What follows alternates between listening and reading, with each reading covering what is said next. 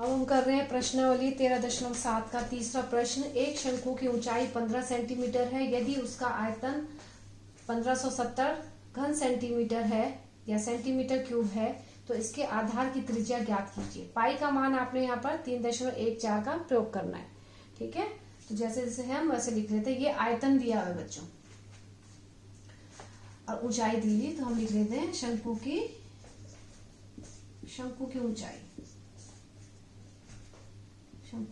ऊंचाई यानी h दिया हुआ आपको, h दिया हुआ 15 सेंटीमीटर।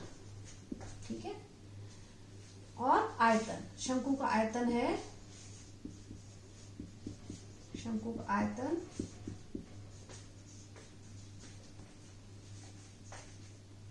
ये दिया हुआ आपको 1570 सेंटीमीटर क्यूब। अब आपको शंकु का आयतन याद होना चाहिए। शंकु का आयतन होता है यानी 1/3 पाई आर स्क्वायर एच। इस टाइप के हम प्रश्न पहले भी कर चुके हैं। शंकु का आयतन होता है 1/3 पाई आर स्क्वायर एच, और ये है किसके बराबर, 1570 के बराबर। ठीक है, क्योंकि हमें क्या पता था, हमें ये सूत्र, हमें h पता था और आयतन पता है, तो हम इसमें से r हम ज्ञात कर सकते हैं। अब पाई का मान हमने लेना है 3.14। ठीक है, आर स्क्वायर हमने ज्ञात करना है, ये वैसे ही रहेगा। h हमें दिया हुआ 15, यहाँ कर लेंगे, लिख लेंगे, और ये 1570। अब यहाँ से ये कट रहा है, ये और ये कट रहा है, तो यहाँ से हम काट देंगे। 3 एकम 3, 3 पंचे 15।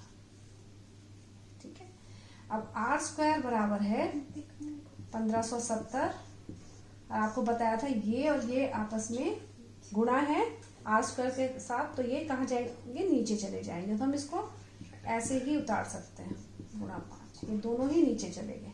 ठीक है, अब इसको आप काटोगे अपने हिसाब से। इसका दशमलव हटा दें। अगर हम इसका दशमलव हटा दें, दशमलव के बाद 2 अंक हैं, तो ऊपर क्या जाएगा, 100। ठीक है, 2 स्थान पे है ना, दशमलव के बाद 2 अंक है, तो 2 जीरो अब ऊपर आ गया और नीचे आ गया 3 ये दशमलव हट गया, 314 गुणा 5। ठीक है, इसके 2 जीरो हमने यहाँ लगा दिए। अब इसको काटो,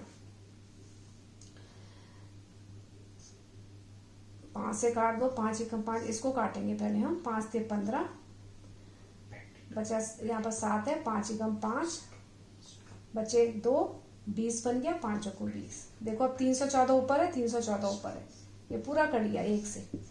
ठीक है, बचा आपके पास आर स्क्वायर बराबर है 100, और अगर यहाँ पर स्क्वायर है तो ये क्या बन जाता है, वर्गमूल बन जाता है। ठीक, और 100 का वर्गमूल कितना होता है, आर बराबर है 10। 10 आ गया, यानी शंकु के आधार की त्रिज्या कितनी आ गई। अतः शंकु के आधार की त्रिज्या बराबर है 10 सेंटीमीटर। आंसर, ये आपका आंसर है। समझ में आया, हमें आयतन दिया हुआ था और एक ऊंचाई दी हुई थी, और इसके सूत्र में h हमें दिया हुआ है, आर स्क्वायर हमने यहां से ज्ञात कर लिया, और ये हमने इसके बराबर कर लिया क्योंकि ये आयतन हमें दिया हुआ है। ठीक है।